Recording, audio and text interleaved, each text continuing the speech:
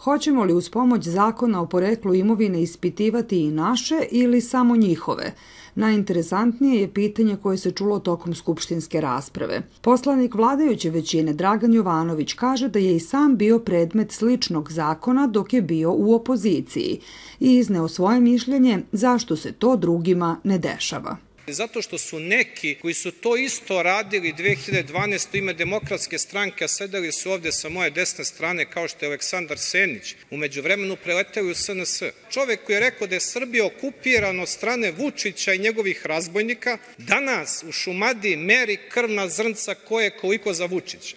I zašto je to važno, gospodo draga? Zato što je gospodin, zato što je preletao u SNS, dobio fotelju u koridorima Srbije. I da li će to biti ispitano, da vidimo kako čovek za 3 godine u koridorima Srbije zaradio da pravi destileriju od više miliona evra. Poslanik Pokreta snaga Srbije Dragomir Karić podržao je novi zakon jer je stari o ekstra profitu tvrdi pisan samo za braću Karić. Iako sam u suštini uvek protiv bilo kakvog retroaktivnog donošenja zakona, ali ovde je to dobro i mislim da ovim zakonom otvara se put i mogućnost da bar dobar deo ministara onih prethodnih vlada od 2000. do 2012. godine odgovaraju krivično, ne samo da plate 75% poreza. Radikali smatraju da je ovaj zakon deo predizbornog marketinga i da imovina aktuelnih ministara neće biti ispitana. A šta je sa bivšima? Vjerica Radeta. Tvrdite da ćete krenuti iz svog dvorišta. Pa vidjet ćemo koliko vam zahvata to dvorište. Opet vas podsjećamo. Đelić, Pitić, Vlahović, Labus, Dinkić.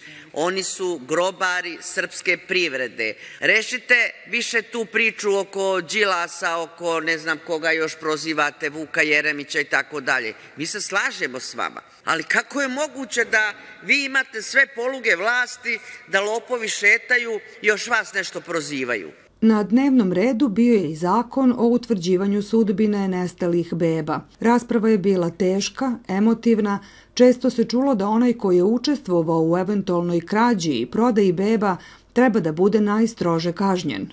Ako je živ, iako to može da se dokaže. Ako nema dokumentacije, sud može dosuditi novčanu naknadu zbog povrede prava na porodični život u iznosu ne većem od 10.000 evra, rekao je ministar Nebojša Stefanović. Niko ne stavlja tu cenu, bilo je nekoliko komentara koji sam čuo koliko košta jedno dete. I koliko košta jedno dete?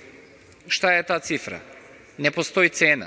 Da postoji cifra. Ovo je samo naknada države koja pokušava da pomogne porodicama koje su možda pre 30 ili 40 godina u potpuno drugoj državi, Socijalističkoj Federativnoj Republici Jugoslavije, ali na teritoriji Republike Srbije, možda nemarom administrativnog osoblja izgubile dokumentaciju šta se dogodilo sa tim detetom, tvrdili u to vreme da je dete mrtvo, možda je to dete i nestalo, ali pošto ne može da se utvrdi, ovo je samo pomoć porodici, podrška.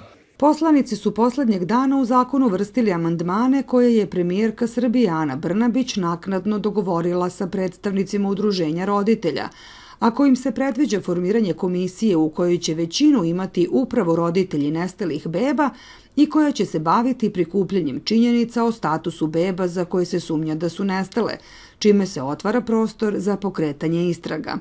U raspravi se čulo da je sličnih komisija već bilo, ali ne i rezultata. Za Otvoreni parlament, Mirjana Nikolić.